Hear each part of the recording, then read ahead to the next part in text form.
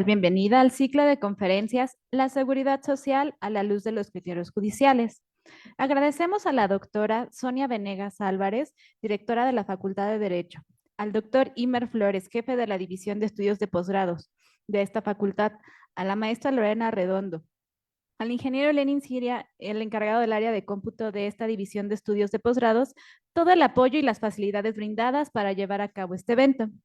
El día de hoy nos honran con su presencia el juez Antonio Ordóñez Cernas del 17º Tribunal Laboral Federal de Asuntos Individuales con sede en la Ciudad de México.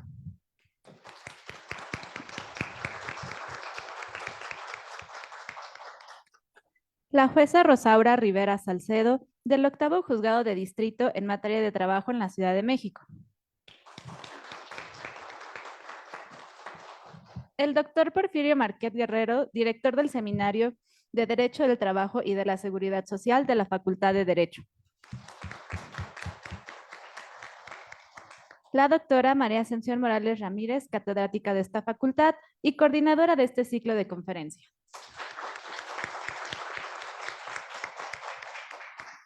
Los temas que abordarán el día de hoy es el principio de realidad en el concubinato y personas aseguradas del mismo sexo, derechos de sus beneficiarios.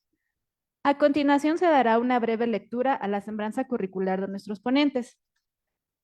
El juez Antonio Ordóñez Serna es licenciado en Derecho por la Universidad Autónoma de Chihuahua, maestro en Amparo por la Universidad de Durango y maestro en Derecho Procesal Constitucional por la Universidad Tecnológica Latinoamericana. Cuenta con las siguientes especialidades: en Derecho del Trabajo y Justicia Laboral por la Escuela Federal de Formación Judicial, en Derechos de la Mujer y Grupos Vulnerables, Mediación, Solución de Conflictos y Derechos Humanos, estos últimos tres, fue por la Escuela de Estudios de Posgrado en Derecho. También es doctor en Derecho Constitucional, Penal y Amparo por la Universidad Autónoma de Durango. Cuenta con estudios de derechos humanos en el extranjero por la Università degli Studi di Perugia en Italia y Corporación de Jueces y Magistrados de Colombia y la Asociación Nacional de Fiscales de Colombia. Ha realizado diversas estancias judiciales en el Tribunal de lo Social en Madrid, España, y en la Organización Internacional de Trabajo con sede en Ginebra, Suiza. También ha sido docente en diversas casas de estudio como la Universidad Autónoma de Ciudad Juárez, la Universidad Tecmilenio, Universidad Durango, Universidad Panamericana, la Universidad Nacional Autónoma de México, la Escuela Federal de Formación Judicial y casas de la cultura jurídica de la Suprema Corte de Justicia de la Nación, por mencionar algunas. También ha sido coordinador de extensión de la Escuela Federal de Formación Judicial. Ha laborado por más de 17 años en el Poder Judicial de la Federación, en los que se ha desempeñado como oficial administrativo, secretario particular, secretario de juzgado y tribunal colegiado. Ocupa actualmente el cargo de juez de distrito a partir de noviembre de 2020. Y es titular del 17º Tribunal Laboral Federal de Asuntos Individuales con sede en la Ciudad de México. La juez Rosaura Rivera Salcedo es licenciada en Derecho por la Universidad Nacional Autónoma de México. Ha impartido diversos cursos, entre los cuales destacan Criterios Relevantes de la Suprema Corte de Justicia de la Nación, Diplomado de Justicia Constitucional y Actualización Jurisprudencial, Seminario de Derecho Administrativo, Modelo de figuras novedosas contenidas en las reformas constitucionales en materia de juicio de amparo en la Suprema Corte de Justicia de la Nación. Ha desempeñado los siguientes cargos dentro del Poder Judicial de la Federación: oficial judicial del Tercer Tribunal Colegiado en materia administrativa del Primer Circuito, secretaria del Tercer Tribunal Colegiado en materia administrativa del Primer Circuito, secretaria del 10º Tribunal Colegiado en materia del trabajo del Primer Circuito, jueza primero de distrito en el Estado de Puebla, jueza tercero de distrito en el Estado de Veracruz, jueza primero de distrito de procesos penales federales en el Estado de Puebla, y actualmente se desempeña como juez del octavo de distrito en materia de trabajo en la Ciudad de México. A continuación se le cede el uso de la palabra a la doctora Morales. Buenas noches a todos. Es un gusto para mí que nos acompañen hoy estas personalidades con temas de actualidad y de mucha importancia. Entonces, no voy a decir más y obviamente también agradecerle al director del seminario que nos acompañe Y siempre es muy importante darle seguimiento a los criterios judiciales porque lo he señalado en diversas ocasiones. Muchos de ellos han servido para no solo beneficiar a las personas aseguradas, sino que también sirven como pauta para reformar las respectivas leyes. Entonces vamos a darle el uso de la palabra al juez Ordóñez. Muchas gracias. Buenas noches a todas y todos. Gracias por compartir su tarde-noche con nosotros. Siempre es un gusto ver que estas nuevas generaciones estén interesadas en los temas. Perdón. Siempre es un gusto que las nuevas generaciones estén interesadas en estos temas que, pues, como estudiantes de Derecho, es muy oportuno que sepan cuál es la dinámica, la realidad que tenemos en los tribunales, en este caso federales, sobre los criterios que emitimos, porque son casos pues, que se resuelven en el de la voz de personas del día a día. Son asuntos pues muy ordinarios, vaya la expresión, en el cual pues siempre en casa o en nuestro núcleo familiar, inmediatamente pensamos en alguien que ya ha tenido una situación similar a los casos de los cuales me toca a mí resolver todos los días. Y es por ello que la materia del trabajo, pues es derecho social, es un derecho de la gente, nos permite con esta reforma a la materia laboral, constitucional y legal de 17 y 2019, pues tener un sistema de justicia mucho más cercano a la gente por resolver los casos frente a las personas, ya sin ningún intermediario, en el propio momento, en audiencias públicas, orales y sobre todo con la característica de la oralidad que menciono, para, así como estamos ahorita teniendo una interacción en el propio instante, pues así la tenemos en todos los juicios que resolvemos en la competencia de los tribunales laborales, en mi caso federales.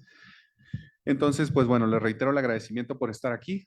Muchas gracias, estimada doctora, doctor, por su amable invitación y por el espacio también que abren en estos momentos, que es muy importante para nosotros también que escuchen de juezas y jueces federales, nuestros estudiantes de derecho, qué es lo que hacemos en los casos, insisto, tan comunes como estos. El día de hoy a mí me ha tocado hacer referencia y a desarrollar una plática sobre el principio de realidad en el concubinato. ¿Qué es el principio de realidad? Lo escuchamos muy seguido, el principio de realidad, sobre todo en las universidades, en los claustros, en las academias, donde las nuevas generaciones se interesan por conocer qué significa entonces que ahorita, en el día a día, las juezas y los jueces federales en materia de trabajo podremos aplicar o estemos aplicando este principio para resolver casos concretos. Cuando resolvemos conforme a principios, nos alejamos un poco de la resolución tradicional, que es deberá resolver acorde a la letra de la ley. Porque significaría que entonces el hecho del juzgamiento podría ser tan simple como decir, esa silla es azul, esa silla es de la doctora debe pagar un impuesto, porque dice que todos los que tengan una silla azul pagan un impuesto. Eso sería un resolver conforme a la letra de la ley. Sin embargo, cuando empezamos a resolver conforme a principios, lo que nos permite la ley y la Constitución es interpretar la norma, darle contenido a la norma, darle alcance proteccionista a los derechos de las personas y todo esto para resolver casos muy concretos que tradicionalmente la ley o la jurisprudencia o los precedentes, aun cuando no fueran jurisprudencia, nos podrían haber dicho que resolviéramos en determinado sentido, tradicionalmente hablando. El principio nos permite extraer o sustraer de un principio determinadas reglas, pero no, las reglas nunca van a ser suficientes para resolver un caso concreto. Un principio sí puede ser algo un poco más de mayor alcance para resolver los casos, perdón, se está apagando. Para resolver los casos concretos que se someten a nuestra, lo voy a poner acá para si se me puedan apoyar. Los casos concretos que se someten a nuestra consideración. En el caso. Se apagó. Se volvió. A ver, le pasamos esto. Sí. Quizás la pila. Gracias. En el caso del principio de realidad. El principio de realidad lo encontramos únicamente enunciado en la Ley Federal del Trabajo. El artículo 685 de la Ley Federal del Trabajo, en su segundo párrafo, si mal no recuerdo, y si no me pueden corregir sin ningún problema, establece que los tribunales debemos resolver conforme a un principio de realidad por encima de las reglas formales que lo contradigan, pero respetando el debido proceso y sin afectar los derechos de las partes. Entonces nos dice así como que varios enunciados o varios contenidos en un mismo postulado jurídico que pudieran ser un poco difíciles de comprender. Pero los podemos comprender sin ningún problema cuando tenemos un caso concreto a resolver y le empezamos a dar contenido a este principio. El principio de realidad se los voy a explicar como yo lo entiendo, como yo persona, yo Antonio.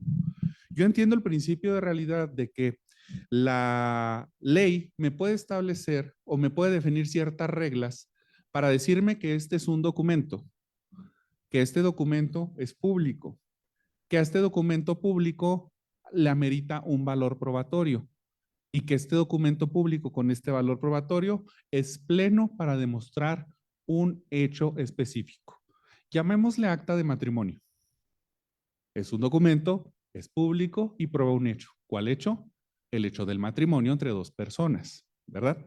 Entonces, si yo tradicionalmente resuelvo conforme a estas reglas, que son reglas probatorias, pues voy a tener en cuenta que la parte que le toque probar este hecho, con introducir al procedimiento y en su momento al desahogo de un juicio, este documento podrá probar esto y podrá ganar un juicio porque esta es su única carga probatoria, si así lo viéramos, ¿no? Demuéstrame que fuiste esposa o esposo de aquella persona y entonces yo le doy consecuencias a los beneficios que la Ley Federal del Trabajo establece para ti, siempre y cuando se reúnan otras características.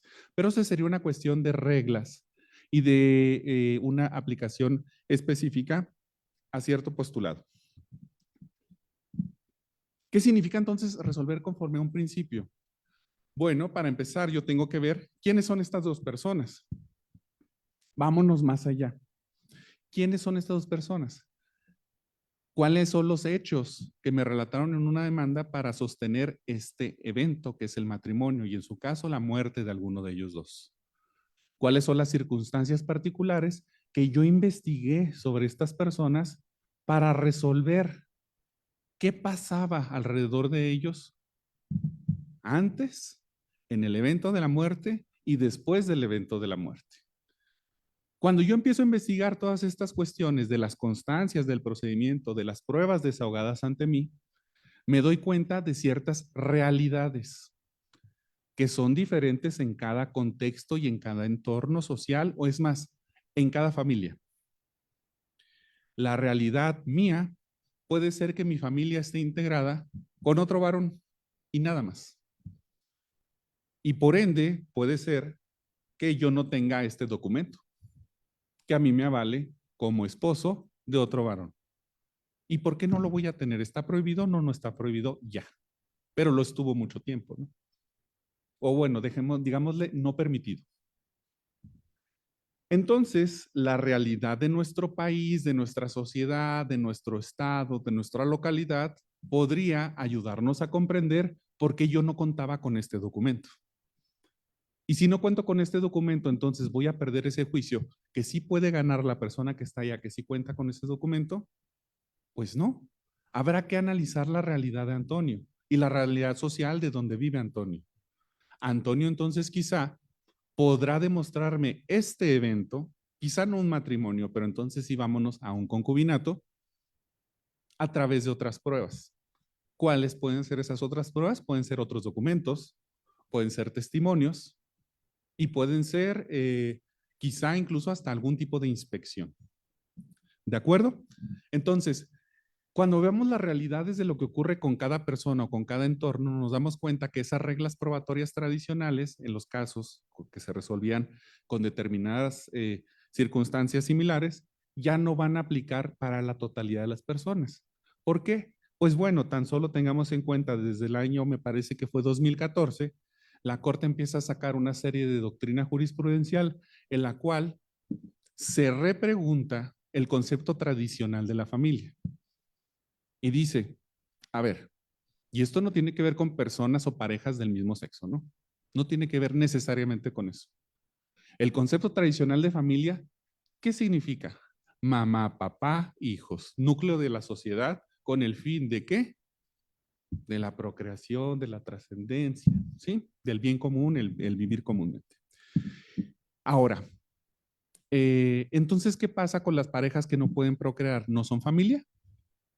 Claro que lo son. ¿Qué pasa con las parejas que se separan y entonces el núcleo queda únicamente hijos con mamá? ¿No son familia? Claro que lo son. Pero ya no son la familia tradicional que nuestra sociedad nos ha dicho que es familia. Pero ahora si ya nos vamos a ejemplos un poco más diversos, las parejas del mismo sexo, solas o bien con hijos o hijas, adoptados o procreados de otra forma asistida. Los nietos con las abuelitas son familia. Los hermanos que viven en núcleo, hermanos, hermanas, son familia. El primo con el hermano, con el sobrino, todos esos nuevos modelos de familia, el objetivo de desvirtuar un modelo tradicional de familia nos hace reconocer que la realidad de nuestro entorno significa que hay una variedad de familias tan diversa que todas tienen que tener reconocidos sus derechos. Esa es una realidad social que tenemos en cuenta.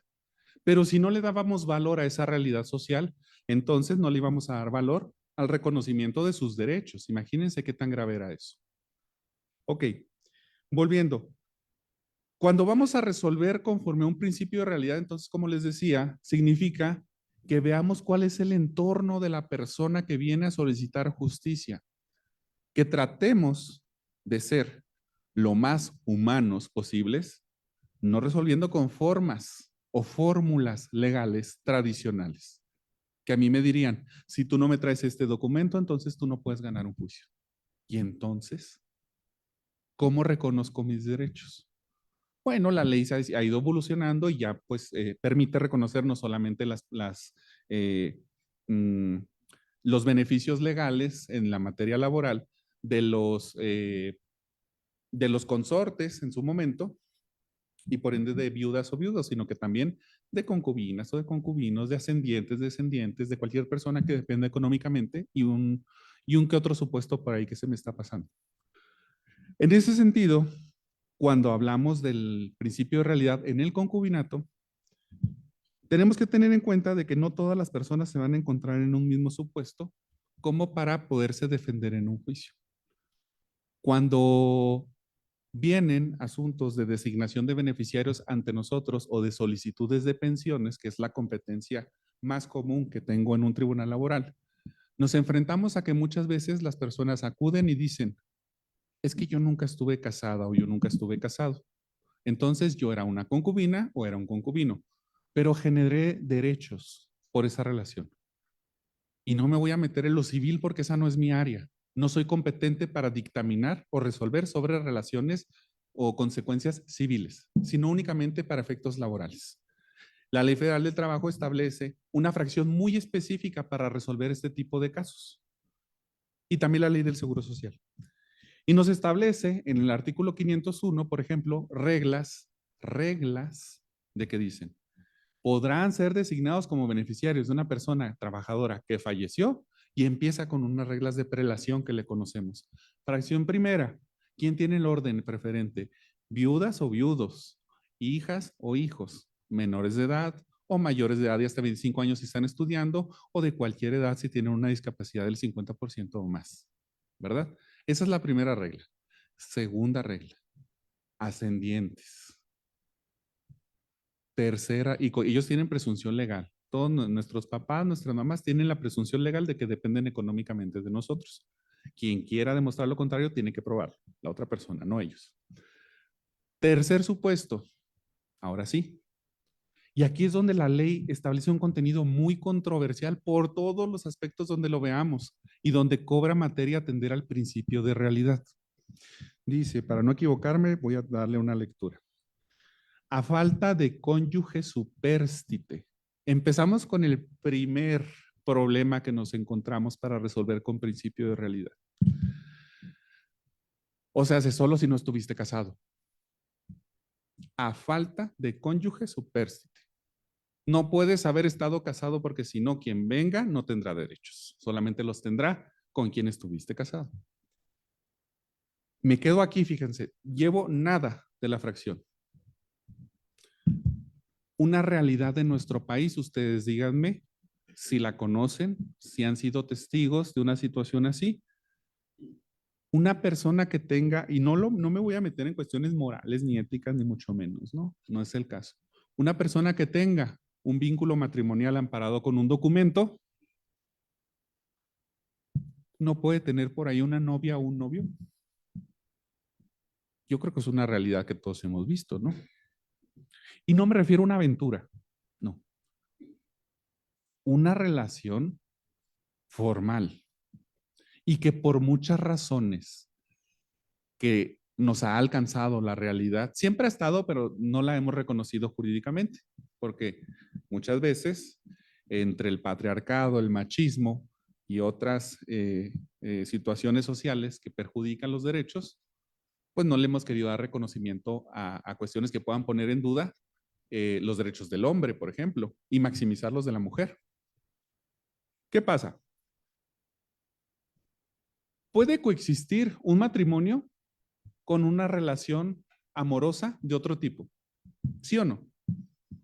Y puede coexistir, les digo, no como una aventura. Puede coexistir por años. O sea, coexistir. Generalmente, fíjense lo que nos dice. ¿En qué piensan? ¿En un varón o en una mujer? ¿Piensan en ambos? Muy bien. Generalmente cuando hago esta pregunta, la gente me responde, yo pienso en un hombre que tiene dos mujeres, la esposa y la novia. Generalmente. Qué bueno que no sea el caso, pero es una cuestión arraigada porque es una realidad social. Al hombre se le permite tener estas relaciones, a la mujer no. ¿Por qué? Porque eres esto, esto o aquello. Y aquel es un macho, un esto, alguien a quien aplaudirle. Esa es una realidad social que no la podemos nosotros avalar como si fuera algo bueno, pero nos hace pensar en eso. ¿Qué pasa entonces? ¿Pueden coexistir? Sí, pero dejemos esa cuestión que pudiera verse ahí con temas morales. Puede pasar, ahora me voy con una mujer, puede pasar que una mujer en 1980, por un embarazo, se haya casado con un hombre, haya obtenido su acta de matrimonio, pero al año no lo haya vuelto a ver, porque la abandonó, porque ella se fue, porque los papás ya no estuvieron de acuerdo, por lo que ustedes quieran, pero nunca se divorció. ¿Verdad que es una realidad nuestra? Y sobre todo ubiquen el cuestión temporal, 1980. Un hombre podía seguir casado y tener otras relaciones, bigamia, inclusive con otros matrimonios si fueran otros estados donde no podían tener controles. Pero la mujer no se podía divorciar porque era mal vista.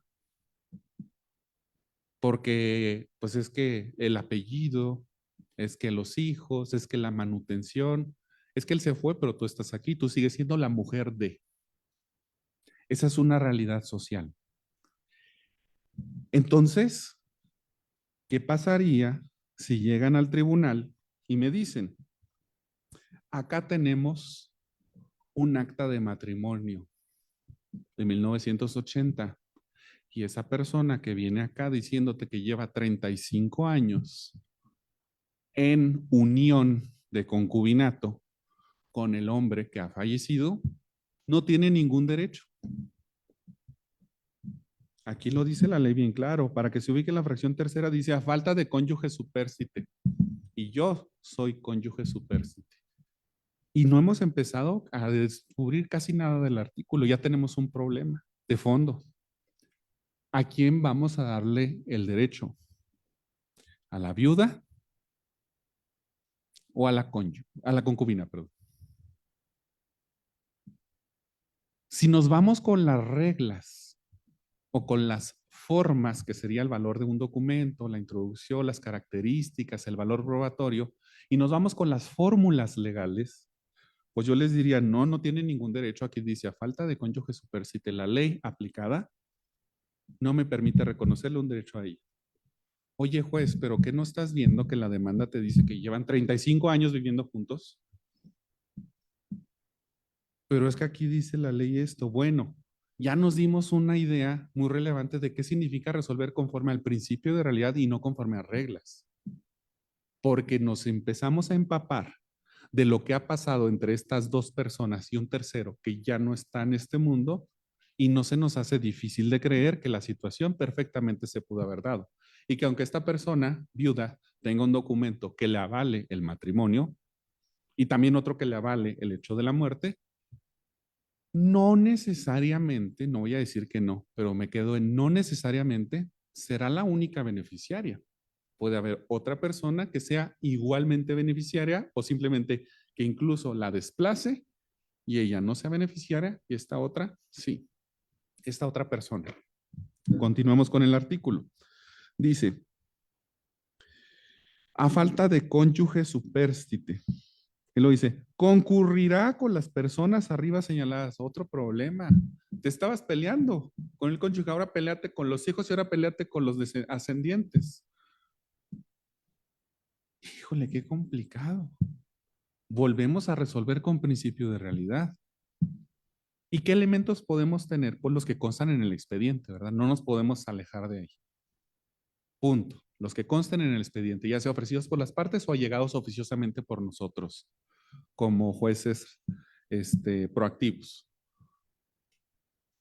¿Y qué puede decir el expediente? ¿Qué he hecho muchas veces? ¿Tienes papás? ¿La persona que falleció? Sí, sí tiene.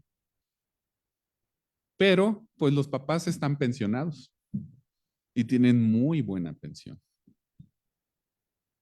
O unos trabajan todavía. ¿Qué significa esto entonces? Que la persona que viene a solicitarme el derecho puede demostrar con otras pruebas y para mí puede ser perfectamente apreciable que no dependían económicamente de quien falleció. ¿Verdad? Tenemos que entonces tener esa apertura para juzgar el hecho o los hechos que dan un contexto a estas tres personas y ya estoy metiendo otras dos, ya llevamos 5, papá y mamá de la persona que falleció en la ecuación jurídica. Oye, pero tuvo hijos y el hijo ya vino y te dijo, hey, pues yo también quiero el dinero. Pero entra a la audiencia y me dice, es que yo dependía económicamente de mi papá. Y entra a la audiencia y entra un señor así grande, musculoso, se sienta y le digo, ¿a qué se dedica? No, yo trabajo en un gimnasio, soy instructor de gimnasio. Pero eso lo hago de hobby. Además, soy ingeniero en no sé qué, no sé qué, no sé qué. ¿Ustedes creerán que dependía económicamente del papá? Ah, se me olvidó decirles, tiene 45 años. Pues no, ¿verdad? Para empezar, no encuadra en la fórmula de la fracción segunda, pero él se ubica en la fracción segunda. Y yo, conforme a este principio, y quizá algunas reglas, como la contenida la fracción segunda, la fracción primera que dice hasta los 25, y yo veo que está tan fuerte y no digo, este no tiene ninguna discapacidad para valerse por sí mismo. Bueno, puede ser. Pero empezamos a tener otros temas ahí que arreglar. Y luego, ¿qué pasa también entonces? Dice, concurrirán con las de arriba. Bueno, lo superamos y ya, concurre, pero se desvirtúa, que aquellos dependieran económicamente. Y dice, la persona con quien el trabajador vivió como si fuera su cónyuge durante los 5 años que precedieron inmediatamente su muerte. Bueno, llevaban 35, creo que sí lo supera. O con la que tuvo hijos. Aquí si tuviera hijos, así tenga 6 meses, vámonos. Eres beneficiaria porque dependías económicamente por tu hijo que está pequeñito, ¿no? Y dice, o con quien tuvo hijos, dice, sin necesidad de realizar investigación económica. Y viene el pilón, como nos encanta, siempre que ambos hubieran permanecido libres de matrimonio durante el concubinato. Y nos volvemos al mismo problema de arriba. Ambos, ahora es más complejo porque arriba hablábamos de él, ahora hablamos de ambos.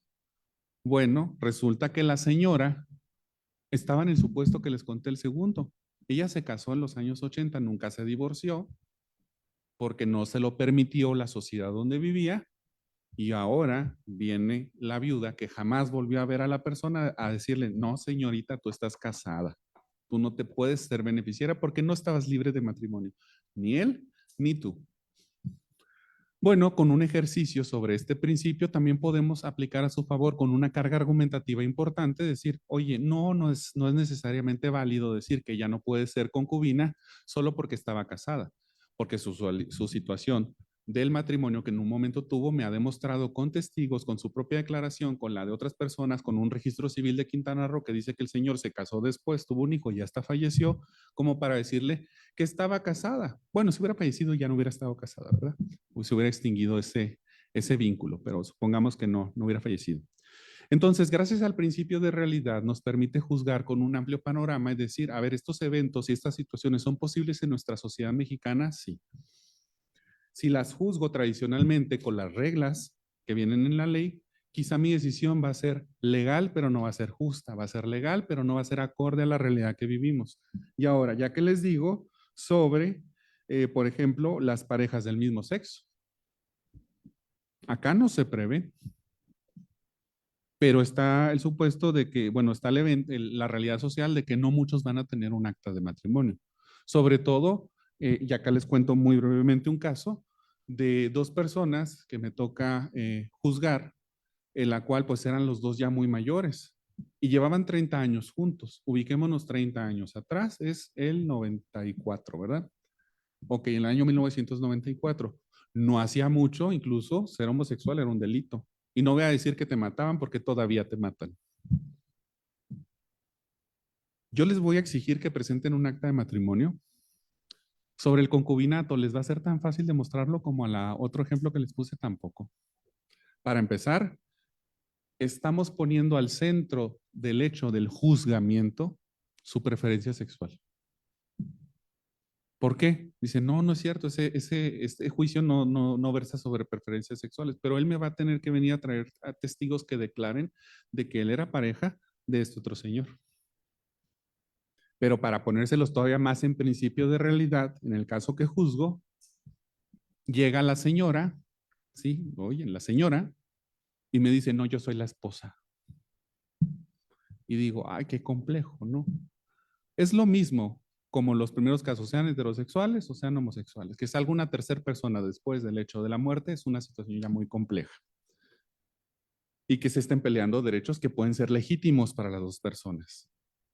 Pero para hacer ya el caso como de la vida real, como casos de la vida real, pues resulta que con las reglas o las fórmulas o las formas que yo tengo que apartar para resolver el principio de realidad, pero sin afectar el debido proceso y los derechos de las partes, resulta que en el juicio yo me empiezo a preguntar y a cuestionar, ¿y por qué nunca vino la señora presencialmente? Porque sí presentó un escrito, pero nunca ha venido presencialmente, no la conozco, no quiso venir al juicio. No hay ninguna prueba que le obligue a declarar, tampoco, no va a perder por eso. Pero ¿por qué no quiso venir? Y me pedía al señor pensión de viudez.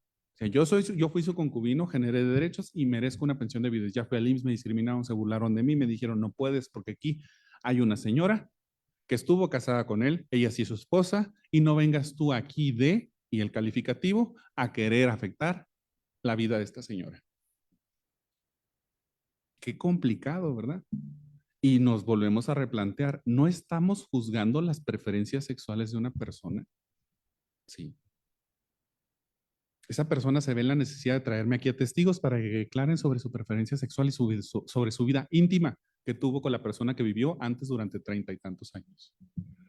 Bueno, en ese caso, yo con un acta de matrimonio que quizá pudiera hacer que yo excluyera al varón, le digo al IMSS, ¿y por qué nunca investigaron la posible relación con el señor que viene acá? O sea, no por ser homosexual no tiene derechos. Hay que ser una igualdad, que es lo que yo voy a hacer acá. Les dije, me parece muy dudable o muy cuestionable por qué la señora no ha venido al juicio si tiene tantos derechos y tiene una pensión de viudez. ¿Qué no le interesa defender su pensión de viudez? Y me dice el IMSS, no, sí, pero ahorita está suspendida. Le digo, ¿por qué está suspendida? Mm, Porque había cierta irregularidad. ¿Cuál irregularidad? Pues no me han dicho nada de esto. Es que tuvimos duda en algún documento. El único documento que soporta la pensión es el acta de matrimonio. Tiene un QR. Hago esto, lo checo, le meto unos datos, documento falso. Por eso nunca vino acá la señora. Porque era una señora que nunca se casó con el difunto, pero estaba gozando de una pensión por viudez, que estaba reclamando a su vez un varón acá en un juicio mío. Y que si yo no me hubiera preguntado qué realidad pasa en nuestra localidad y qué pruebas les puedo dar un valor, cuáles puedo desestimar, cuáles puedo cuestionar oficiosamente, incluso sin que las partes me lo pidan, y cuáles puedo interrogar al IMSS sobre la pensión, pues nada de esto hubiera sido posible. Yo hubiera dicho, no sabes qué, no puedo, hay una pensión, hay un documento firme, hay una resolución, todo tiene valor probatorio pleno y se acabó. Pero esa resolución hubiera sido todo menos justa y menos acorde a la realidad que vivimos. Si yo no me cuestiono si estos eventos pueden pasar. Ya voy a terminar. Eso. El hecho de la última parte, con esto cierro, del artículo 501, fracción tercera, donde dice siempre y cuando hayan permanecido libres de matrimonio, afortunadamente la segunda sala de la Suprema Corte de Justicia de la Nación ya lo invalidó. Y eso me permite a mí hacer un control de constitucionalidad ex oficio o difuso. Sin que yo declare la inconstitucionalidad de ese artículo, puedo decir, ¿qué crees? No lo voy a aplicar aquí. Para mí no existe.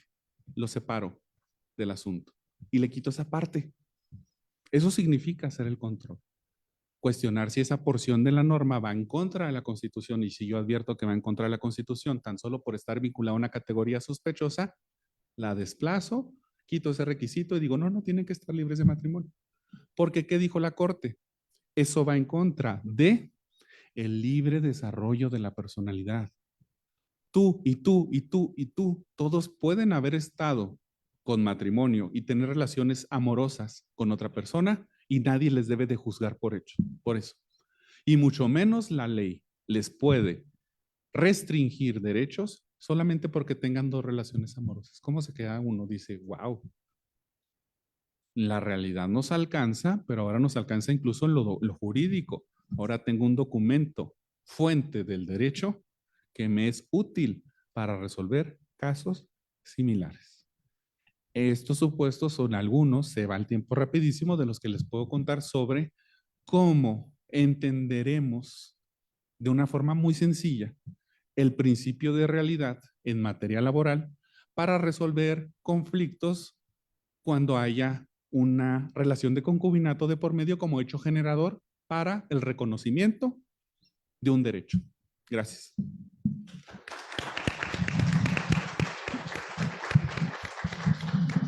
Le agradecemos al juez no solo brindarnos la oportunidad de que muy didácticamente nos explicó el principio de realidad, sino que lo abordó a través de diversos ejemplos que ustedes fueron, yo creo, fueron en su mente hilando para poder entender la problemática que enfrentan entre algunos de los casos que él presentó, obviamente lo del concubinato. Y fíjese que es muy importante, ahorita le voy a dar uso a la palabra, de que cuando sale la resolución de la segunda sala, en algunas personas se entendió, entonces las dos tienen ahorita y no, o sea, vean todo lo que tuvo que hacer el juez para llegar a esa decisión.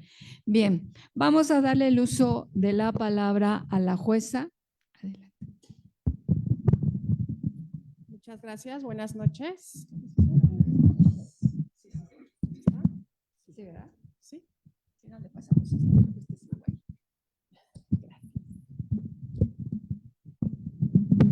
Gracias. Buenas noches a todos. Estoy muy agradecida con la doctora Morales por la invitación, al doctor también Márquez, y feliz aquí también de estar con mi compañero que habla de un tema del que también yo voy a abordar. Precisamente deriva del conocimiento de un amparo indirecto.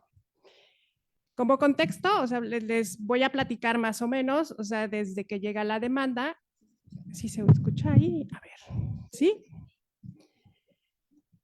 Nuestro tema en sí en el amparo indirecto es la inconstitucionalidad del artículo 152 de la Ley del Seguro Social, ahora 130, que prevé la posibilidad de obtener una pensión por viudez y establece en qué casos procede.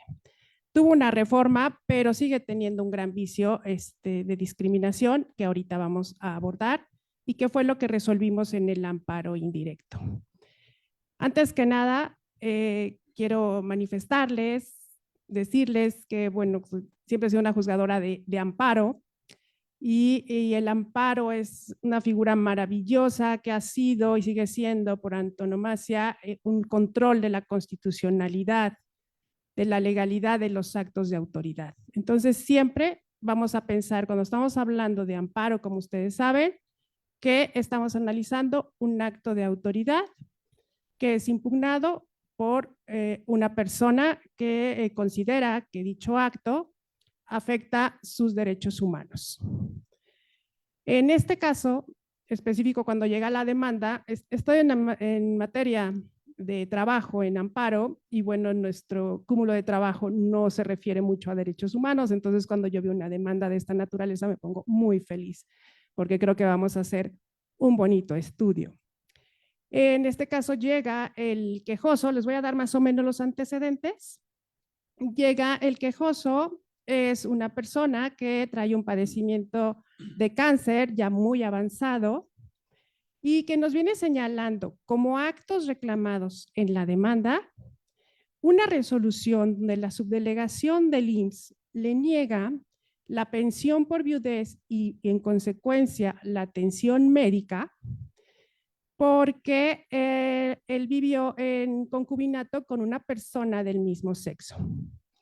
Entonces, al acudir a la persona con la que vivía, fallece en una fecha, al mes siguiente lo diagnostican a él con un cáncer ya muy avanzado, su pareja era el que estaba asegurado, entonces acude a la subdelegación del IMSS y le dice, no te podemos dar la atención médica porque primero tienes que tramitar tu pensión de viudez. Tramita su pensión de viudez, pero ustedes piensen que es una persona que el cáncer todos los días va avanzando y que no tiene servicio médico, ¿no? Y tramita la pensión de viudez y le contesta la subdelegación en un oficio diciéndole que él no se encuentra en lo contemplado o previsto en el artículo 152 en ese momento, ahora 130. ¿Por qué? Porque el artículo 52 y ahora 130 no prevén que el concubino reciba una pensión de viudez cuando se trata de personas del mismo sexo. El artículo habla de esposo, esposa, pero siempre, o concubino, concubina, pero no se refiere a personas del mismo sexo. Entonces, quisiera darles lectura al artículo, como estaba, que finalmente sigue siendo casi lo mismo. Y el artículo dice que tendrá derecho a la pensión de viudez la que fue esposa del asegurado o del pensionado. A falta de esposa, tendrá derecho a recibir la pensión la mujer con quien el asegurado o pensionado vivió como si fuera su marido, durante los 5 años que precedieron inmediatamente a la muerte de aquel, o la que hubiera tenido hijos, siempre que ambos hayan permanecido libres de matrimonio durante el concubinato. Si al morir el asegurado o pensionado tenía varias concubinas, ninguna de ellas tendrá derecho a recibir la pensión. Viene el segundo párrafo, la misma pensión le corresponderá al viudo que estuviese totalmente incapacitado y que hubiese dependido económicamente de la trabajadora asegurada o pensionada fallecida. Entonces, el artículo no prevé el concubinato ni el matrimonio entre personas del mismo sexo. Esto deja al quejoso sin la posibilidad de una pensión y de una atención médica. Cuando promueve la demanda de amparo, nos pide de manera urgente que dictemos alguna medida cautelar, una suspensión de plano, para que les sea proporcionado el servicio médico.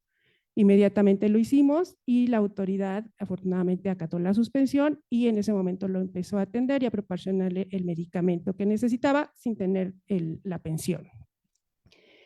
Después, ya tramitado el juicio, nos enfrentamos con un problema técnico. Ese es el tema del amparo. El fondo estaba muy claro, el artículo 152 es discriminatorio, ataca el derecho a la igualdad, desconoce un derecho a la salud y a la seguridad social, y aparte estamos hablando de una calidad sospechosa, como lo ha dicho la Suprema Corte, que es una persona que precisamente es tratada o juzgada por su orientación sexual. Ante este hecho, bueno, pues yo feliz porque, bueno, hay suplencia absoluta, hay muchas herramientas que podemos utilizar para realizar el estudio. El problema es que el oficio le fue notificado en una fecha a esta persona, quien no estuvo asesorada, y dejó pasar 3 meses para impugnarlo. Entonces, de entrada, el amparo parecía extemporáneo. Y en un primer proyecto así se hizo, pero bueno, finalmente le buscamos y encontramos una solución, a mi parecer, mucho más justa y mucho más elaborada. Lo que hicimos fue, pues sí sobreseímos por esa resolución, porque efectivamente era extemporáneo el amparo, pero no la tomamos como el acto de aplicación del 152 de la Ley del Seguro Social. Lo tomamos como de aplicación, de autoaplicativo. Y entonces, no obstante que habíamos sobreseído por la resolución, pudimos entrar al estudio diciendo que esta persona se estaba ubicando dentro del supuesto del artículo 52 y no obstante estaba discriminado por la misma disposición. Y atendimos a un criterio de la Corte donde dice, es un criterio de la primera sala, que cuando estamos hablando de normas estigmatizantes que implican una discriminación y una afectación a derechos humanos, la transgresión se da de momento a momento, entonces no hay una temporalidad para el amparo. De esta manera, analizamos la causal de improcedencia respecto de la ley y dijimos, pues es una ley autoaplicativa y no le vamos a aplicar el término de los 30 días que prevé la ley de amparo al ser un precepto estigmatizante. Una vez que hicimos esto, analizamos diversas causales de improcedencia, habían invocado la falta de interés jurídico y obviamente lo tenía, ¿verdad? Fue el que acudió a solicitar el servicio médico y la pensión. Una vez que hicimos esto, procedimos ya al estudio, ahora sí con una suplencia de la queja absoluta. Sin ningún impedimento pudimos hacer el análisis del artículo y lo hicimos a la luz de un escrutinio estricto, precisamente por contener una discriminación hacia una persona que encuadra en una calidad sospechosa. Establecimos el marco jurídico, tanto de tratados internacionales, que como ustedes saben están incorporados ya en nuestra Constitución. Hicimos el análisis del artículo 1 constitucional para determinar que efectivamente el artículo 152 violaba el principio no solamente de igualdad, sino el derecho a la salud previsto en el artículo 4, y el derecho a la pensión previsto en el artículo 123 constitucional. De esta manera, en nuestra resolución terminó, bueno, sí sobreseyendo por el acto de la resolución emitida por la subdelegación, pero finalmente al conceder el amparo por el artículo 152, pues el efecto es la no aplicación del artículo, es decir, la incorporación de esta persona al beneficio, a obtener tanto la pensión de viudez como en consecuencia el servicio médico por parte del Seguro Social. Este es uno de los casos, les digo, raros que recibimos en amparo en esta materia, pero que afortunadamente pudimos hacer un análisis, un estudio de constitucionalidad, lo contrastamos también con algunos derechos humanos previstos en tratados y pudimos conceder el amparo y finalmente también tuvimos un buen cumplimiento, ¿no? no hubo resistencia por parte del IMSS ya a proporcionar la pensión y sobre todo el servicio médico. Pues más o menos este es en grandes rasgos lo que hicimos en ese amparo y para nosotros es importante porque finalmente la norma subsiste. Lo único que hicieron es que en el artículo actual 130 incluyen en el segundo párrafo al viudo y al concubino de la mujer asegurada. Pero finalmente sigue sin contemplar la situación de la que nos habla nuestro compañero, ¿no? Que en la realidad existe, que es la existencia de parejas, ya sea en matrimonio o en concubinato, parejas del mismo sexo, que tienen el mismo derecho a una pensión y al servicio médico. Creo que sería por mi parte todo.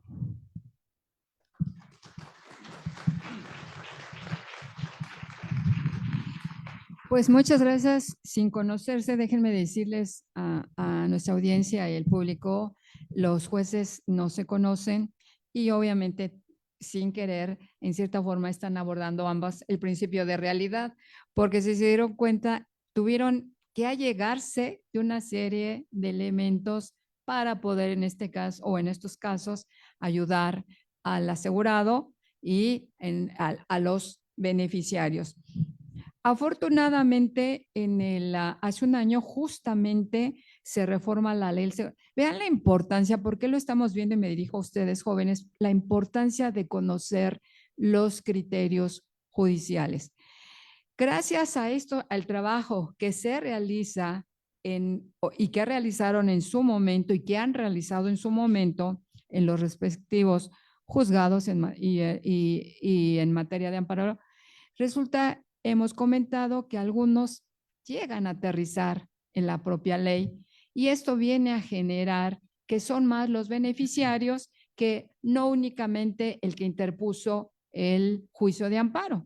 Entonces, esto es, el año pasado en la Ley del Seguro Social se reforma y viene a introducir esto que nos decía la juez, todo lo que tuvieron que hacer y efectivamente ya se les reconoce para efectos del seguro de enfermedad en el artículo 84, ya se reconoce los matrimonios del mismo sexo con los mismos derechos y obligaciones que cualquier pareja, ¿sí? Entonces, vean la importancia de haber resuelto un caso y que ese caso, ojalá en el momento que ustedes hubieran resuelto, inmediatamente llegara a la ley. Pero bueno, esto es tardado, se tardó, pero finalmente llegó. Y hay muchos casos que se han resuelto y que desafortunadamente hasta ahorita estamos esperando que ya lleguen a la ley, porque al llegar a la ley, pues ya cualquier asegurado, cualquier beneficiario del asegurado, de la pensionada, pensionado, van a poder tener los derechos y no estar recurriendo a vías que afortunadamente ellos se acompañan de otros elementos para sacar su resolución, pero que si no es el caso, esto es muy tardado para que llegue. Entonces, yo me dirijo al público y no sé si hay preguntas por parte también de Face para que ustedes formulen a nuestros invitados las preguntas que consideren convenientes. Adelante, por ahí, Paul. Gracias. Buenas noches. Bueno, mi nombre es Fernando Carrillo, de la Comisión Nacional Mixta de Jubilaciones y Pensiones del IMSS. Les agradezco por la ponencia. Realmente es un tema sumamente importante e interesante para mí, dado que pues estoy al frente de esta comisión. Nosotros otorgamos justamente jubilaciones y pensiones para los trabajadores del IMSS, ¿no? El régimen por lo que la otorgamos está al amparo de la Ley del Seguro Social. Entonces, justo nos han tocado ya ahorita casos que tenemos que resolver bajo este principio de la realidad que comentaba el juez. Si me permiten, con todo respeto, hacer un comentario.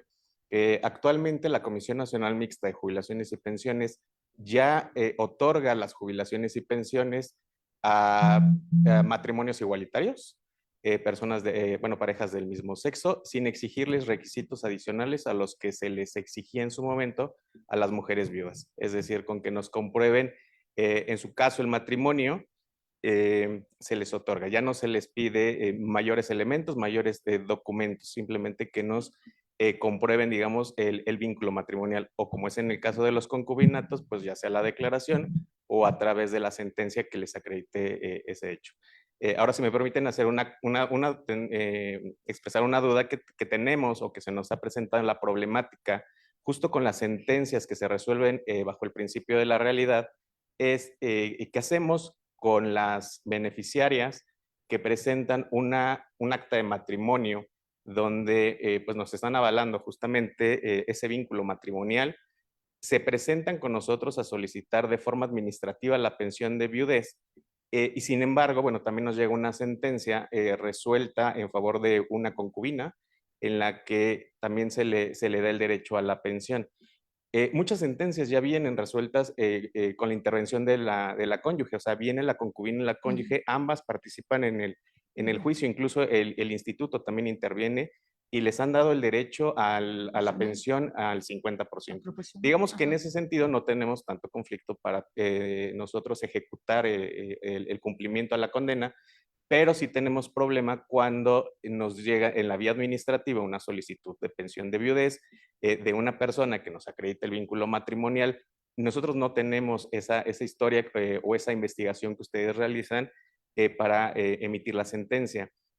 Entonces, ahí ya nos quedamos como, pues no sabemos cómo actuar en ese sentido. No queremos desacatar, obviamente, la sentencia donde nos ordenan el reconocerle la calidad de concubina y el otorgamiento de la pensión, pero entonces, ¿qué pasa con los derechos de la persona que nos presenta el acta de matrimonio? ¿Es para mí la pregunta? Para que me la pudiera resolver. Como voltear para acá. A ver, van a contestar los dos, ¿eh? Van a contestar los dos. Lo vamos a ver en el orden en el que fue. Desde diferente óptica. Bueno, es que ahí el evento se puede producir. Yo primero lo entendía de que ustedes primero tienen la situación objetiva de la persona viuda con el acta del matrimonio en su momento, lo demuestra y sin investigación y de buena fe, como institución de buena fe que son, pues otorgan la pensión. Y dice, y después me llega una de donde viene ahora una concubina. Si así fuera temporalmente hablando, pues ustedes tendrían que haber sido llamados al procedimiento del juicio laboral, donde tendría que haberse hecho valer, oye, es que yo tengo una pensión ya otorgada por una persona que vino con un acta de matrimonio. O sea, ya tengo una pensión de viudez a la cónyuge supérstite o al cónyuge supérstite. Y ahí sería como el caso que yo analicé, ¿no? Tendría que recibir la autoridad judicial en qué términos concede, niega o distribuye el beneficio o el derecho a la seguridad social por la pensión de viudez. O sea, la decisión estaría en nuestra cancha. Si es distinto, o sea, si primero yo resuelvo, les condeno y después ustedes traen una situación de que viene, ahora sí, una viuda que a lo mejor no fue llamada acá con nosotros, ¿qué pensaría yo? Ustedes tendrían que tomar la decisión administrativa donde concedan proporcional, afecten la otra o bien la nieguen porque ya tienen una otorgada. Ahí estarían dando lugar a la controversia, al supuesto que establece el artículo 899C, fracción sexta de la Ley Federal del Trabajo, que dice presupuesto procesal para presentar una demanda de seguridad social, la constancia de otorgamiento negativa de la pensión que corresponda. Entonces, al ustedes dar una resolución en los términos que sea, otorgándola medias o no otorgándola, negándola, configuran el conflicto para que esta persona tenga que llamarlos a ustedes a un juicio y ahora sí, otra vez la autoridad judicial tenga que someter a la decisión en qué términos afecta la pensión anterior y en qué términos afecta la nueva pensión, si es que ambas tuvieran que subsistir, como bien dice la doctora y como bien lo comenta usted. Los nuevos criterios van orientados a que conformen la realidad. No les podemos obligar a ustedes porque no habría con qué financiar a que den 2,90%, no se puede, pero sí pueden dar 45 y 45. Y eso tendrá que ser una nueva fórmula que no está en la ley, pero sí estarán nuestros criterios judiciales. Inclusive, pues lo que pasa muchas veces, Tú no tienes derecho, pero tú sí. O sea, tú te vas con 0 y tú te vas con el 90. Entonces, yo creo que una buena solución siempre tendrá que ser que ustedes resuelvan en la sede administrativa para que se origine el conflicto y ese conflicto necesariamente tendrá que llegar con nosotros. Tampoco quedarían inauditos ni ustedes ni la persona afectada porque sí o sí tendrá que llegar a un juicio esa situación. Yo es lo que opino. Y disculpe por la alusión institucional, pero es que es un buen ejemplo siempre el IMSS cuando vamos a hablar de seguridad social. Y le felicito por cumplir las resoluciones judiciales en esta crisis del Estado de Derecho. Y yo le agradezco que venga porque precisamente el seguro social, por historia, sabemos que son 20 millones de asegurados, no derechohabientes, asegurados. Entonces, pues nos tenemos casi la fuente de estudio en México sobre la seguridad social, es la ley del seguro social, y dominando la ley del seguro social, la del ISSSTE, es más sencillo poder aplicarlo, pero siempre hay que sufrir con la ley del seguro social y hay que sufrir con la ley y también con el IMSS, esperando es que no le niega, pues entonces va a pasar a los juzgados o los colegiados y para nosotros en materia, pues es estudio, ¿verdad, jóvenes? Entonces, a estudiar los jueces. Adelante. Desde el amparo yo aclaré que cumplieron cabalmente el amparo, desde antes dije, ¿no? Sin problema. Desde el amparo, bueno, pues ustedes son autoridades responsables en el informe justificado, nos hacen ver cuál es la situación, llamaríamos como tercer interesado a la cónyuge para que se integrara a la contienda al juicio de amparo, ¿no? Entonces ahí ya se dilucidaría qué es lo procedente, si es legal o no legal. Y también, o sea, finalmente sucede a veces que ya está dictado el amparo y que entonces por ahí no sabíamos de alguien más. También en cualquier momento puede interponer como tercero, también puede interponer en su momento el recurso de revisión, aduciendo que no tenía conocimiento. Entonces, ahí la cosa juzgada está como un poco todavía subyúdice, ¿no? Pero sí, en amparo, eso sí es muy frecuente, que venga como tercero interesado ya la cónyuge u otra concubina, ¿no? En Puebla, en un juzgado mixto, le voy a decir que me tocó una vez que creo que había como 6 concubinas, o sea, sí era realmente un problema, porque bueno, ya les tocó como de muy poquito, ¿no? Pero sí se llega a dar. Y ese será otro tema porque la resolución también es reciente de las diferentes que si existen varias, ninguna, y hay un criterio también en relación a ese tema. Y yo le pregunto a usted, aunque usted no fue el ponente, la ley el año pasado se reformó la ley del Seguro Social y la ley del ISSSTE para incorporar a las parejas de unión civil. Sí, una unión civil. ¿Ya les ha llegado algún caso donde se reclame una pensión de alguien de una relación de unión civil? ¿O por el momento no? ¿Sí? Sí, de hecho, bueno, yo resuelvo, con la comisión resuelve, mejor dicho, las solicitudes de pensiones al amparo del Al final, el contrato colectivo es al amparo del sí, sí, sí. Nosotros desde 2019, derivado de una resolución que la nosotros comenzamos desde 2019 a otorgar las a parejas de los sexos, sea a través de una declaración de legítimo beneficiario, donde se le recomienda, o bien a través de la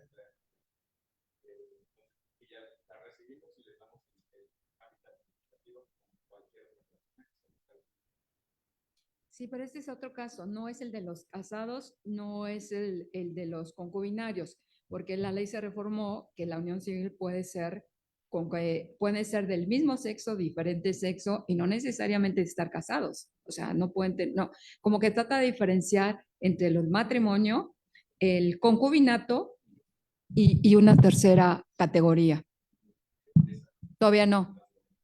Pero como ya está en la ley, por ahí, bueno, ya ni les va a llegar como problema, pues ya está en la ley, ya está en la ley.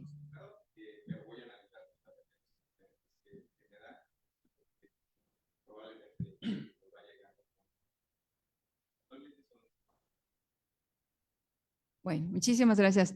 ¿Alguna pregunta más? Por allá, Paula. Por FaceTime. Por FaceTime.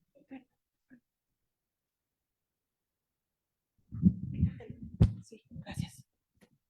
Hola, buenas noches. Mi nombre es Roxana Villagómez y yo quisiera realizar también una pregunta a manera general para quien me pudiera responder. Me llama la atención que en cuestión del principio de primacía de la realidad, pues muchas veces a simple vista podría ser que se contraponga un poco con lo que establece la ley. Mi pregunta es, ¿qué hacen para blindar esas sentencias y que no, o sea, que precisamente no se quiera atacar en el sentido de que no se aplicó la ley como lo dice y se está aplicando por encima de ella el principio de primacía de la realidad? ¿Con qué lo robustecen? ¿Lo robustecen con las investigaciones que hacen o con argumentación o cómo le hacen para que esas sentencias queden bien blindadas?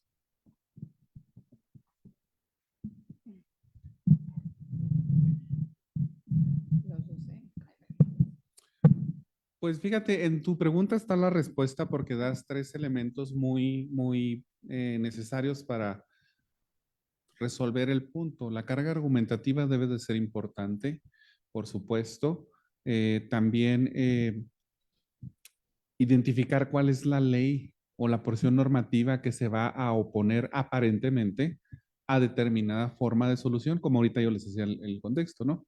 Mira, aquí dice esto, pero pues si fuera esto, entonces ya no pudiera yo resolver distinto. Esa regla la tengo que superar con un principio. El principio es más que la regla. Y el principio me permite resolver precisamente alejándome lo que tradicionalmente pudiera mandatar la ley. ¿Qué es eso? Pues dice, deja a un lado un poquito, tampoco vas a hacer lo que se te dé la gana, pero deja a un lado las formas y yo le agrego a título personal y las fórmulas jurídicas, los formalismos y los formulismos. Déjalos a un lado si tú adviertes elementos que en el caso concreto te permitan que es necesario aplicar el principio de realidad. Si viene una viuda y como lo dices de las investigaciones, yo advierto elementos, pues adelante. Pero si las investigaciones es el común de los casos, el 90 y tantos %, no hay necesidad de aplicar principio de realidad, porque las investigaciones me arrojan a que todo indica que es esta persona que viene. Es rara la vez que yo tengo que verme en una encrucijada de decir, no te creo. Objetivamente como que siento que me estás mintiendo y me tengo que ir a estos otros elementos, ¿sí? Para hacerlo de una forma, digamos, como viene tu pregunta, apartarme del contenido de la ley y tener que resolver estrictamente con un principio. ¿Se puede? Sí, sí se puede. Tenemos que llegarnos del contexto, con las pruebas, con los elementos de la demanda, la contestación, en su caso el apersonamiento de una tercera persona, por supuesto de las investigaciones oficiosas y claro que también con todas las pruebas oficiosas que yo considere oportuno recabar, o con las preguntas, o con las investigaciones, o las inspecciones que yo desee hacer. Recordemos que es la inspección, podemos inspeccionar cosas, lugares o personas.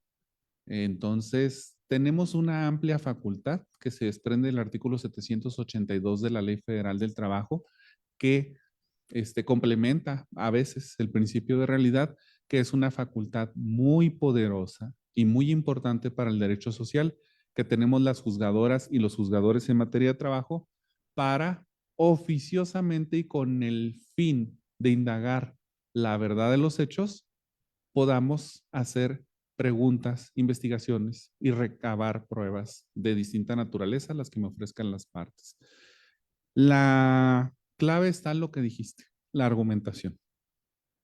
No podemos resolver diciendo, es que aquí aplica el principio de realidad. Por principio de realidad te creo a ti y a ti. Pues no, no es nada, no es un argumento vacío.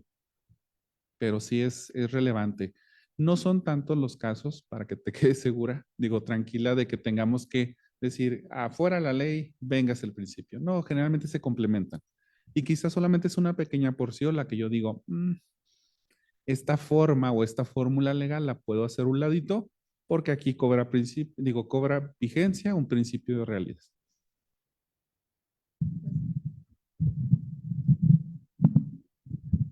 Yo sobre el punto creo definitivamente que se trata de una argumentación mucho más robusta, porque finalmente los que aplicamos la ley vemos que la realidad siempre como que va superando, de ahí vienen las modificaciones constantes, ¿no? Precisamente en este caso. Entonces, sí creo que todo depende de la habilidad, de la argumentación, que obviamente tiene que ser mucho más robusta, lo que dirían los argumentadores, un caso complejo, ¿no? Donde sí hay que llevar a cabo un análisis mucho más pormenorizado de la situación y o sea, convencer realmente con la argumentación que estamos utilizando. Hay una pregunta que más que para nuestros invitados, yo creo que es para el invitado de la audiencia. Dice, bueno, y en los casos, pues lo preguntan por Face, y en los casos donde ya ustedes aceptaron ambas el 50%, yo me imagino cuál es la respuesta, pero le dicen, ¿a las dos les van a dar el servicio médico? Pues sí, ¿verdad? Porque la resolución dice 50% y esa es la parte de la prestación económica, pero también tienen derecho a la prestación en especie, que es precisamente el servicio médico. Entonces, quien lo haya preguntado, tranquilo, sí tienen las dos derecho al servicio médico. Una última pregunta, por favor. Buenas noches, mi nombre es Daniela Valderrama y la pregunta es directamente para el juez Ordóñez. Bueno, conforme la interpretación de la norma y en el caso concreto que usted nos comentaba, ¿qué mecanismos y de qué manera incrementaría para que el instituto y las autoridades realizaran las investigaciones pertinentes? Esto con la finalidad que se le otorgue el beneficio a quien realmente se le debe de dar y no nada más a la persona que se presentó, en este caso, como le comentaba, el caso concreto que usted nos mencionaba. ¿Me repites tu nombre? Daniela Valderrama. Hola, Daniela. Qué buena pregunta, muy bien estructurada, te felicito. Y bueno, ¿qué tendríamos que hacer? Te soy honesto, tendríamos que modificar la ley, definitivamente. Porque haz de cuenta que no están mis facultades decirle al instituto cómo se pronuncie si no hay un conflicto judicial que ya está en mis manos, donde ahora sí, pues yo tengo la obligación de resolverlo de fondo. Resolverlo de fondo implica que no le voy a dar la oportunidad al IMSS de que investigue, sino que yo voy a tener que investigar y yo voy a resolver y yo voy a dictaminar en definitiva a quién le corresponde la designación de beneficiarios o a quién le corresponde la pensión de que se trate, viudez, orfandad, ascendencia, por mencionar algunas, ¿no? Pueden ser el caso de que está en mi competencia, porque la pregunta va formulada a qué pudiera ser yo, tribunal, para que el Instituto Mexicano del Seguro Social en sede administrativa, pues aplique también ciertos criterios de valoración, investigación y dictaminación con un sentido más cercano a la realidad social de las personas que le estén solicitando las pensiones. Y en ese sentido, como no está en mi cancha, ahorita mismo están pidiéndole al IMSS muchas pensiones, pero yo no me puedo pronunciar porque no soy competente hasta en tanto haya un problema entre las partes y lo lleven ante mí. Y ya cuando lo llevaron ante mí, yo ya no le voy a dar oportunidad al IMSS, porque fíjate que había amparos muchas veces cuando la Junta en aquel entonces no se pronunciaba completo. La Junta decía, sí, sí tiene el derecho, IMSS resuelve.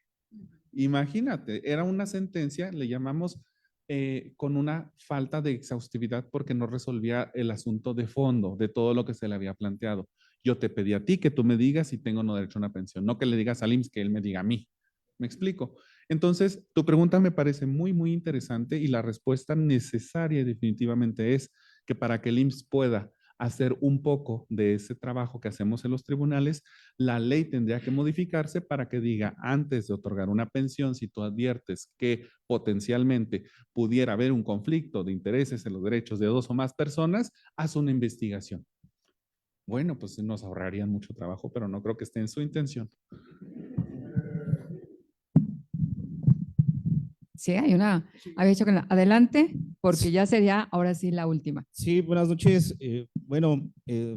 tengo en sí dos preguntas. La primera es, ¿qué tanta contravención podría haber entre el principio de realidad con el principio de suplencia de queja cuando intervienen más de una persona o más de un beneficiario? En este caso específico, hemos escuchado que intervienen concubinas y esposas, en este caso en particular. Esa sería la primera. Y la segunda, en la cuestión del principio de cosa juzgada,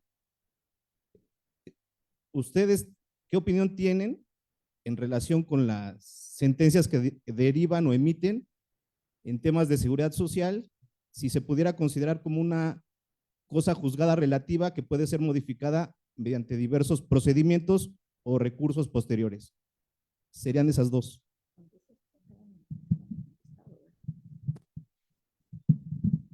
En cuanto a la primera, creo que la suplencia de la queja no se contrapondría con el principio de realidad. En suplencia de la queja estamos hablando que tenemos cierta calidad de quejosos que la misma ley establece que están en una posición más vulnerable. En este caso, por ejemplo, no sé, los trabajadores, los beneficiarios. Y entonces, como juzgadores, estamos obligados a suplir la deficiencia de la queja, pero la suplencia de la queja siempre va sobre los conceptos, lo que se hace valer como violatorio.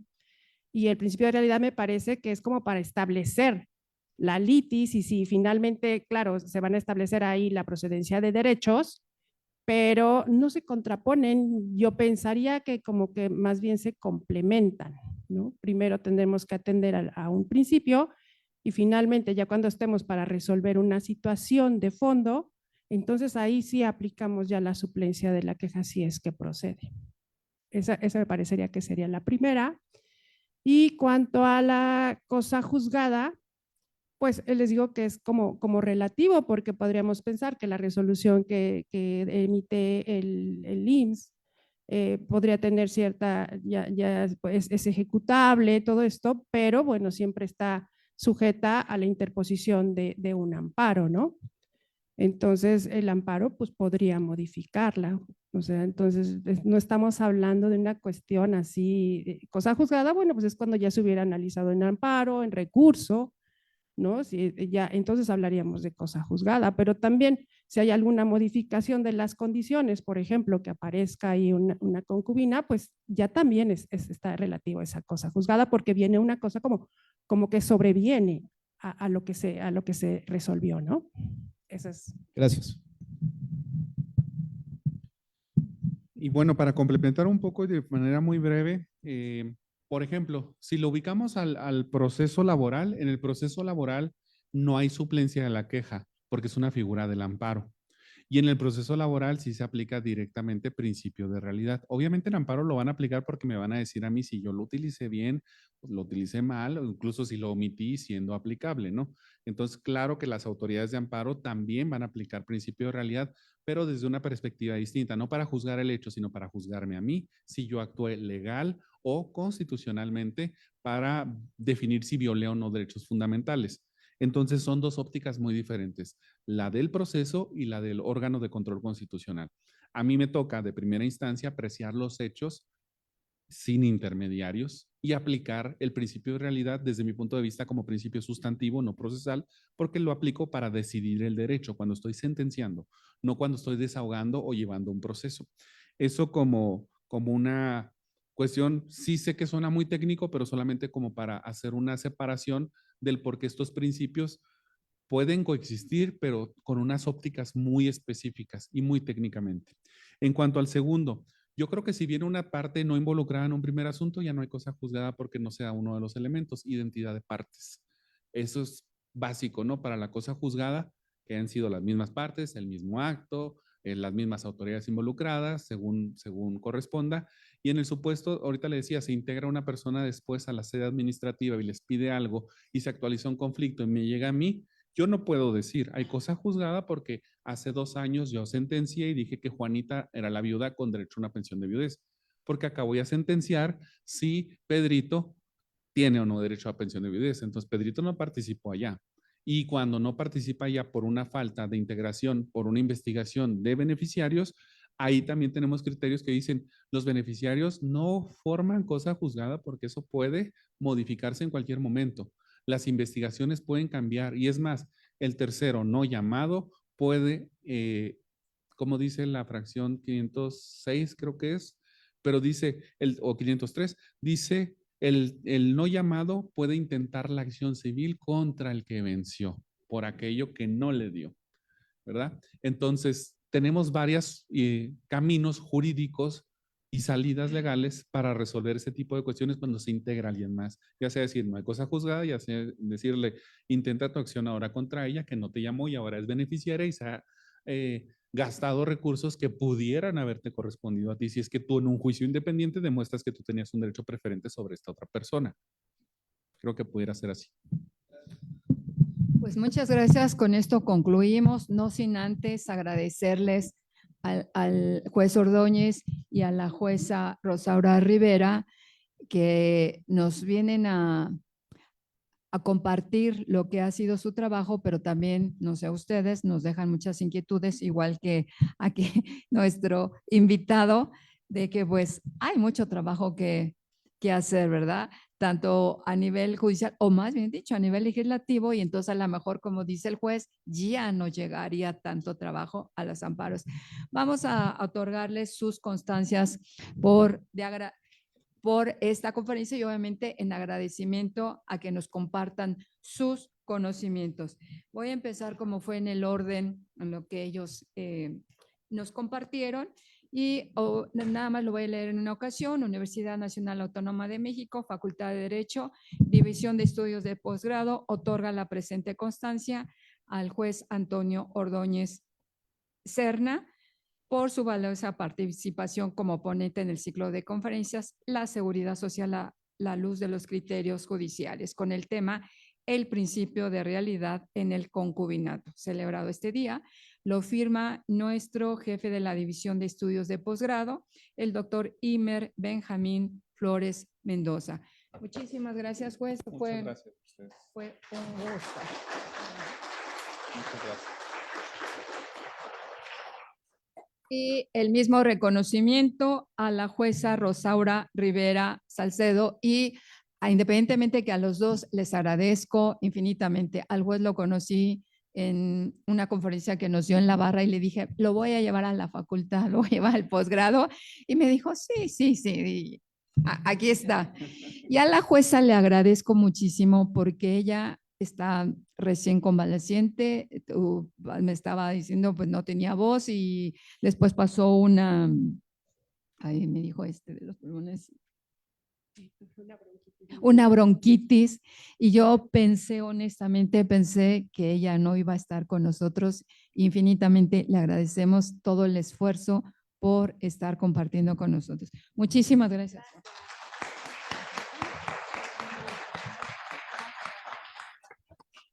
Bueno, nos vemos hasta a la próxima sesión y vean cómo está muy interesante. Muchísimas gracias. No se me vaya porque usted nos va a servir para muchos casos que vamos a hacer. Ya está cobrado. Gracias.